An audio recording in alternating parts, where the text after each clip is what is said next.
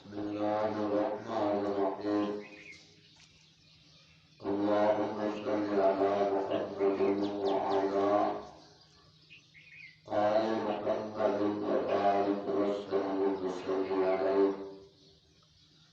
صلاة وسلاما عليك يا رسول الله وعلى آلك وأصحابك يا سيدي يا حبيب الله عزيز طلبة وسامعين آج 28 ذی القعدہ اور 28 جون 1443 ہجری 2022 حسب ترتیب سورۃ الکوثر کے حوالے سے درس کا سلسلہ جاری و ساری ہے۔ آج مزید مختصر الکوثر کے 2 معنی اور سمجھائیں گے۔ کل جو ہم نے پڑھا تھا الکوثر کا معنی قرآن حکیم، اور پیچھے ہم نے تقریباً 7 معنی یا غالباً 8 ہیں جو پڑھے ہیں۔ آج جو پڑھیں گے وہ ہے الکوثر کا معنی اولیاء کاملین، یعنی آقا کریم صلی اللہ علیہ وآلہ وسلم جو اللہ تعالی نے خیر کثیر اور جامع بھلائی عطا فرمائی،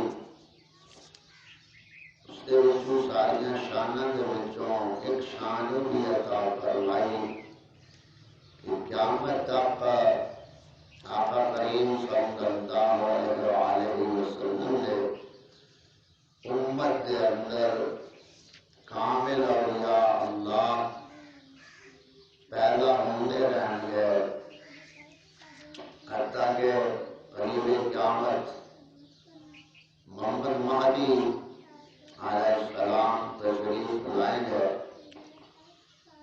تو وہ بھی آقا کریم صلی اللہ علیہ وآلہ وسلم کے مبارک نسل پاک سے ہوں گے، اور اولیاء کاملین قیامت تک امت محمدیہ صلی اللہ علیہ وآلہ وسلم میں اللہ تعالی پیدا کرواتا رہے گا۔ تو ایک معنی یہ ہے، ایران جو ہم سمجھیں گے وہ یہ ہے کہ ولی ہوتا کون ہے، یعنی اللہ تعالیٰ کا ولی کون ہوتا ہے۔ اس بات کو سمجھیں گے تو آقا کریم صلی اللہ علیہ وآلہ وسلم کی شان و عظمت کی مناسبت سے اللہ تعالیٰ کے کامل اولیاء کی قدر عظمت ہمارے دلوں میں ہوگی۔ ولی کا معنی اصل میں ہوتا ہے دوست، اللہ تعالیٰ کا دوست۔ اور ویسے ولایت کے مختلف معنی ہیں، اس تفصیل کا وقت نہیں ہے۔ اجمالی طور پر ولی وہ ہوتا ہے جو سب سے پہلے سنی ہو، وہ اللہ کا ولی ہو۔ سب سے پہلے ولی کے لیے صحیح العقیدہ سنی مسلمان ہونا شرط ہے، اور دوسری بات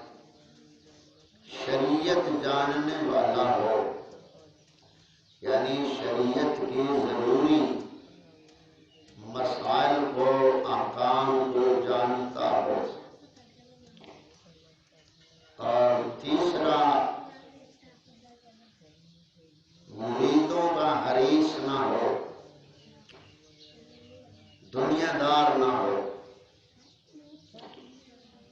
اور چوتھا صغائر و کبائر سے اپنے آپ کو بچاتا ہو، یعنی صغیرہ کبیرہ گناہ جو ہیں ان سے بچتا ہو۔ تو اجمالی طور پر ولی کے لیے یہ چار باتیں ہیں: سنی ہو، صغیرہ کبیرہ گناہوں سے بچتا ہو، دنیا دار نہ ہو، اور شریعت جانتا ہو۔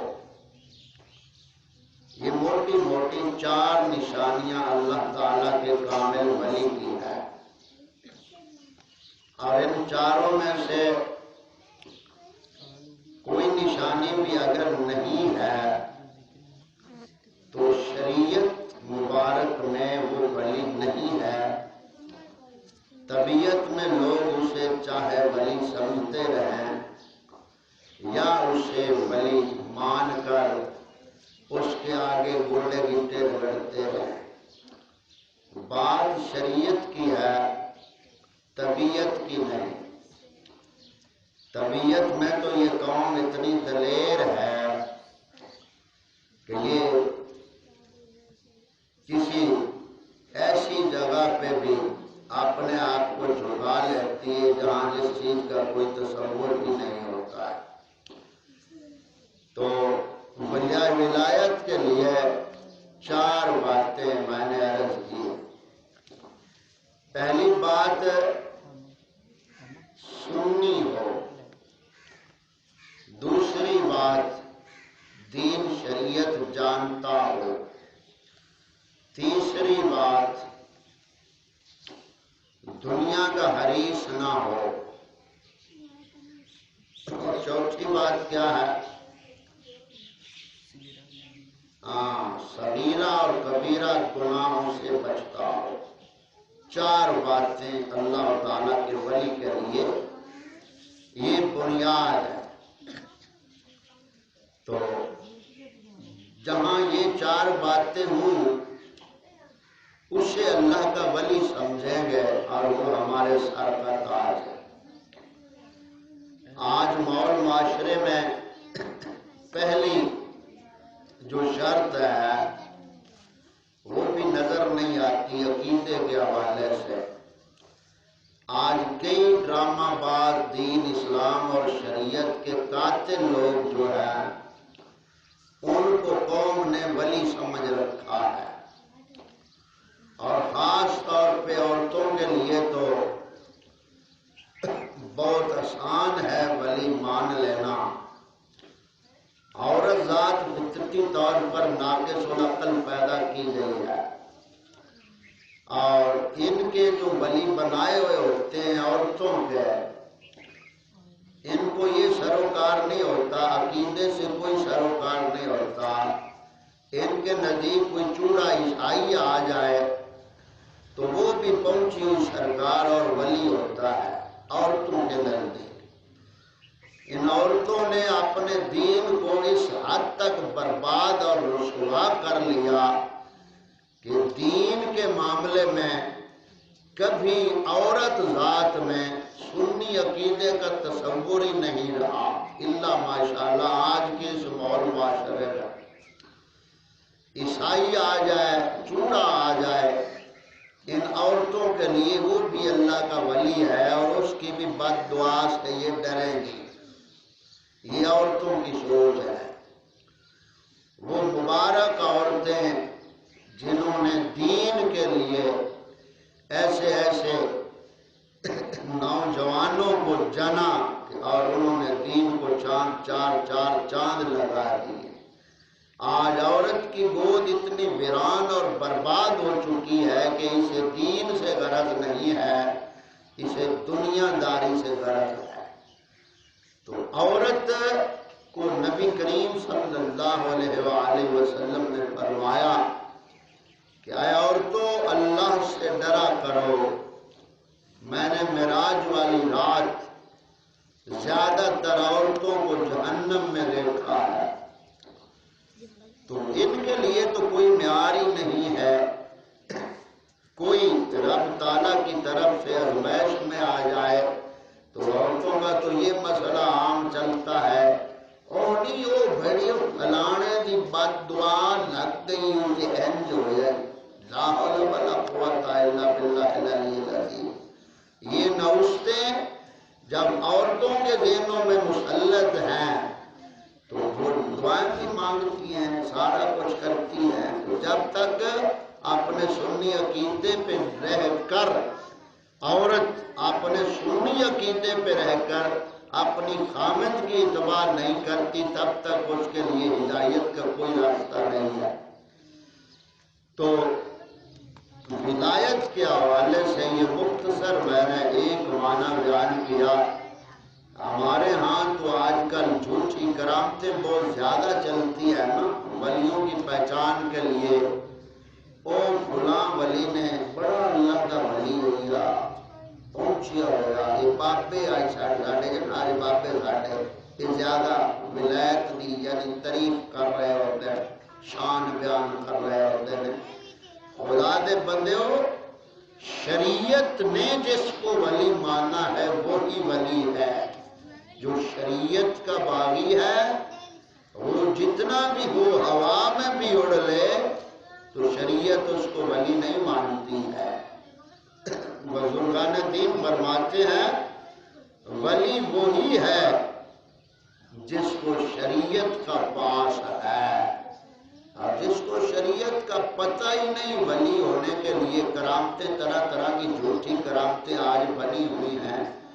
جو اللہ تعالیٰ کے کامل ولی ہیں ہم ان کی بات کرتے ہیں، اور ان کے لیے قرآن پاک میں حدیث مبارکہ میں جو دلائل ہیں اور جو حقیقت پر مبنی شان ولایت کی باتیں ہیں ہم انہی کو ماننے والے ہیں۔ یہ ڈرامے باز جتنے کنجر ہیں اور ہم بھی اس میں اتنی غفلت کا شکار ہیں، جو مرد ہیں ان کی بھی کوئی سمجھ نہیں ہے کہ میری عزت ہے کہاں جا رہی ہے، کہاں نوراتیں کاٹ رہی ہے اور کیا منت مان رہی ہے اور کیا کیا ہو رہا ہے۔ یہ مردوں سے بھی اللہ تعالیٰ ضرور پوچھے گا کہ یہ تمہارے ملک تھی، تمہاری عزت تھی اور تم نے جائز نجائز سب اس کا مانا، اور جہاں اس کا جی چاہا اسے وہاں توڑ دیا اور ساتھ چل پڑا۔ تو اس حوالے سے میں دو باتیں، اب ایک بات قرآن پاک سے اور ایک حدیث پاک سے شان ولایت کے حوالے سے بات کر کے بات ختم کرتا ہوں۔ قرآن پاک میں اللہ تعالیٰ نے فرعون کے غرق ہونے کا ذکر جو فرمایا سورہ طٰہٰ 16ویں سپارے میں، تو اس حوالے سے جب فرعون اپنے گھوڑے پہ سوار تھا اور اس کے بعد اس کی فوج اور نو لشکر موسیٰ علیہ السلام کے جب تعاقب میں ہوئے اور موسیٰ علیہ السلام آپ نے بیٹا سیدھے توجہ سے بیٹھو، بس ٹھیک ہے ادھر بیٹھو سیدھے، تو اس حوالے سے موسیٰ علیہ السلام تو اپنی قوم کو لے کر گزر گئے اور دریا پھٹ گیا، تو جبریل علیہ السلام وہاں گھوڑی پہ سوار ہو کر جب آئے اور اس طرح وہ فرعون غرق ہو گیا، تو جبریل علیہ السلام جس گھوڑی کے اوپر سوار تھے اس گھوڑی کے جہاں قدم پڑتے ہیں وہاں سبزہ اگاتا ہے، اور جو سامری تھا وہ جادوگر موسیٰ علیہ السلام کی قوم میں، قرآن پاک فرماتا ہے وہ سامری کہتا ہے کہ میں نے دیکھا یہ گھوڑی بڑی عجیب ہے، پورا سرار ہے، یہ قدم اٹھاتی ہے اور رکھتی ہے تو نیچے سبزہ پیدا ہو جاتا ہے، سبزہ ہو جاتا ہے۔ تو وہ سامری جو جادوگر تھا اس نے اس بات کو سمجھا کہ گھوڑی کے قدموں کے نیچے جو لگی ہوئی مٹی ہے جہاں یہ قدم رکھتی ہے اس مٹی میں زندگی ہے، تو اس نے وہ مٹی تھوڑی سی لے لی اور اپنے پاس رکھ لی، سامری نے وہ مٹی اپنے پاس رکھ لی۔ جب موسیٰ علیہ السلام اپنی قوم کو لے کر نکل گئے مصر سے تو آگے اپنے بھائی حضرت ہارون علیہ السلام کو اپنی قوم میں چھوڑا اور کوہ طور پہ احکام خداوندی لینے کے لیے یعنی تورات لینے کے لیے جب گئے تو اپنے بھائی ہارون کو اپنا نائب بنا کے چلے گئے۔ اب اس سامری نے کیا کیا؟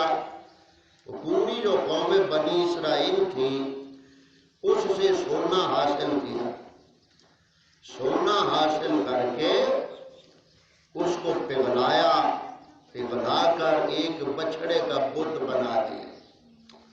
اب بچھڑے کا جب بت بن گیا، سونے کا وہ بچھڑا اس نے بنایا، تو وہ جو مٹی اس نے جبریل علیہ السلام کی گھوڑی کے سروں سے لگی ہوئی اٹھائی تھی، اس مٹی کو اس بچھڑا جو مجسمہ تھا، بت تھا، اس کے منہ میں رکھا تو اس بچھڑے میں جان آ گئی۔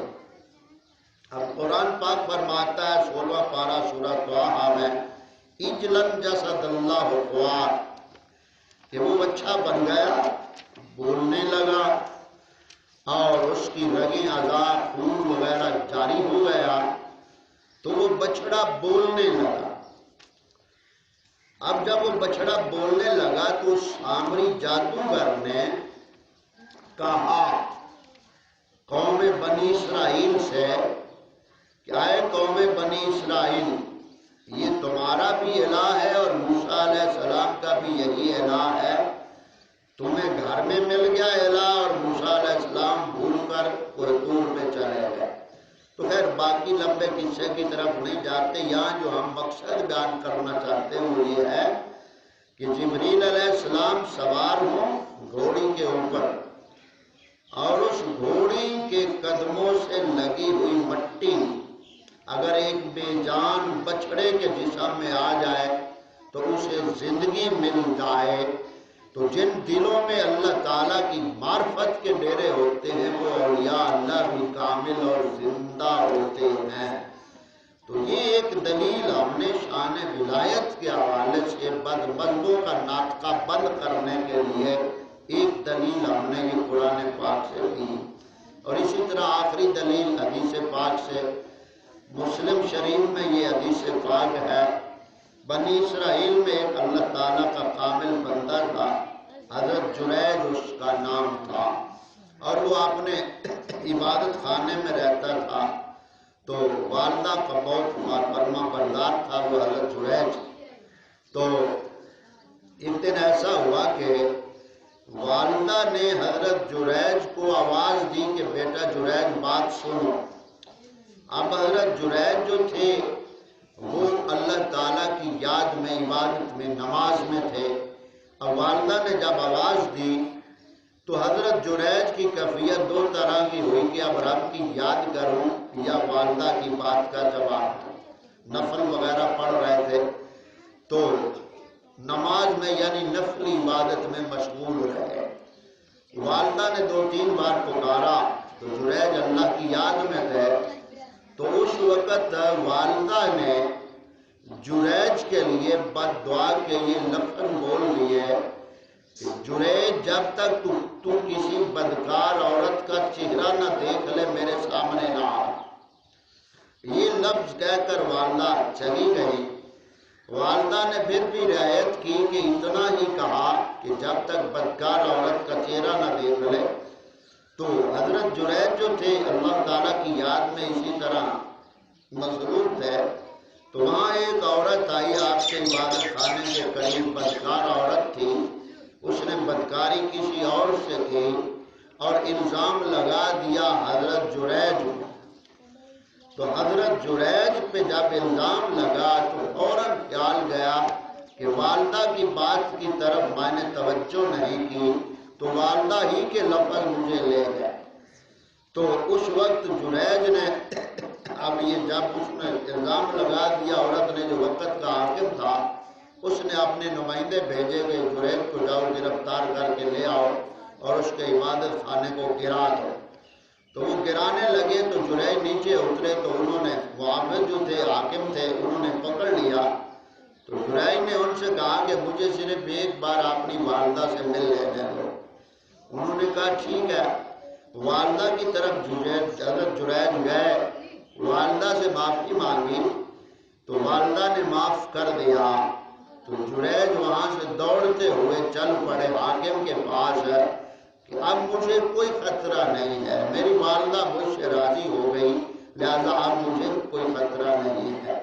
تو آگے جب آئے تو بدکار عورت جو الزام لگانے والی تھی، اس نے جب جریج کو دیکھا تو اور جریج نے اس عورت کو دیکھا، اس عورت کی طرف آپ نے اشارہ کیا کہ بدکار عورت سچ بول، کیا بات ہے؟ اب اس عورت جس نے بدکاری کسی اور سے کی تھی، اس کے پیٹ میں بچہ تھا، تو جریج نے اس پیٹ کے بچے کی طرف اشارہ کیا، یعنی جو بچہ ابھی پیٹ میں تھا حرام کا، اس بچے کی طرف انگلی کا اشارہ کیا کہ آئے پیٹ میں پیدا رہنے والے بچے بتا تو کس کا؟ تو اس بچے کو اللہ تعالیٰ نے یہ قوت گویائی عطا کی کہ وہ پیٹ سے ہی کہنے لگا کہ جریج پاک دامن ہے، میں تو فلاں چرواہے کا ہوں، میں فلاں چرواہے کا ہوں۔ مفسرین نے اس حدیث پاک کی شرح میں شارحین نے ایک بات تو یہ لکھی کہ پیٹ کے بچے نے گواہی دی، اور ایک شرح یہ لکھی کہ جس درخت کا نام اس عورت نے لیا تھا کہ فلاں درخت کے پاس میرے ساتھ جریج نے معذاللہ بدکاری کی ہے، تو اس عورت کو اور جریج اور جو وہ حاکم تھا اور اس کا عملہ اس درخت کے پاس گئے، تو وہاں درخت کی طرف مخاطب کر کے حضرت جریج نے کہا اے درخت تم گواہی دو، یہ عورت سچی ہے یا جھوٹی ہے؟ تو درخت کے ہر پتے سے یہ آواز آ رہی تھی کہ جریج پاک دامن ہے، یہ عورت بدکارہ ہے، فلاں سے اس نے بدکاری کی ہے۔ تو یہ اللہ تعالیٰ کے کامل ولیوں کا جو سلسلہ ہے، امت محمدیہ صلی اللہ علیہ وآلہ وسلم نے، اللہ تعالیٰ نے یہ پیارے محبوب صلی اللہ علیہ وسلم کو جو شرف عطا فرمایا اِنَّا أَعْطَيْنَاكَ الْكَوْثَرَ کے حوالے سے، تو یہ آج کا جو معنی ہم نے پڑھا ہے الکوثر بمعنی اولیاء کرام علیہ رضوان اللہ علیہ مجمعین، تو اللہ تعالیٰ کے کامل ولی کے حوالے سے جو ہم نے پڑھا ہے، اس میں آخری بات کتنی باتیں بتائیں ولی کے لیے؟ 4 باتیں بتائیں۔ پہلی یہ ہے کہ سنی ہو، اور دوسری کیا ہے؟ شریعت دین جانتا ہو، اور تیسری کیا ہے؟ صغائر کبائر یعنی چھوٹے بڑے گناہوں سے بچتا ہو، اور چوتھی کیا ہے؟ دنیا دار نہ ہو، یعنی مریدوں کا حریص نہ ہو۔ تو یہ 4 باتیں ولی کے لیے ضروری ہیں۔ اس کے لیے جو تقوی والی وہ اور بھی بہت سی باتیں ہیں، لیکن یہ موٹی موٹی 4 باتیں ولی کے لیے نشانی۔ تو جس کو آپ دیکھیں کہ جس نے مونچھیں داڑھی منڈائی ہے، چوٹی پہ لٹ رکھی ہے اور ہاتھ میں متار ہے، اور یہ جو رنے ہیں، ایسوں کو ولی سمجھ کر ان کو پھر ان کے کات سے یہ بھرتی ہیں طرح طرح کی چیزوں سے۔ ایسے کنجروں کو تو لتر ملنے چاہیے، یہ ان کے کات سے بھرنے کو لگی ہوتی ہے۔ تو سمجھ آگئی، یہ آج ہمارا 9واں غالباً معنی مکمل ہوا۔ تو آج 28 تاریخ ہے اور 2 دن باقی ہیں، بقیہ جو معنی ہیں مکمل 2 دن میں ہم کر لیں گے، اور پھر آگے ماہ ذی الحج شروع ہو جائے گا، تو اس حوالے سے پھر ہم انشاءاللہ تعالی آگے سلسلہ چلائیں گے۔ اللہ تعالی ہمیں اس پہ اتفاق کرنے کی توفیق عطا فرمائے۔